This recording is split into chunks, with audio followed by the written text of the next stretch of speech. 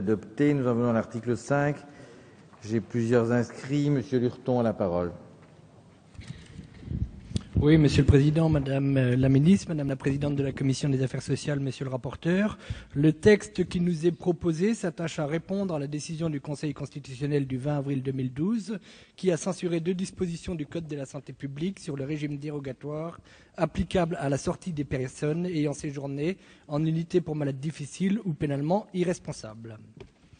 La proposition de loi envisage plus largement un toilettage de la loi de 2011. Au volet judiciaire, l'article 5 prévoit de réduire de 15 à 10 jours, et nous en avons déjà discuté en discussion générale, le délai dans lequel doit s'effectuer le contrôle obligatoire du juge de la liberté et de la détention pour toute mesure d'hospitalisation sans consentement.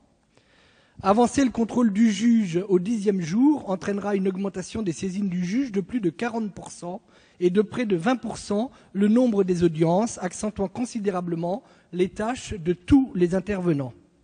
J'aurai l'occasion d'intervenir à nouveau à ce sujet d'ici quelques instants sur l'article 6 et je veux insister sur les conséquences de ces dispositions sur le travail des juges.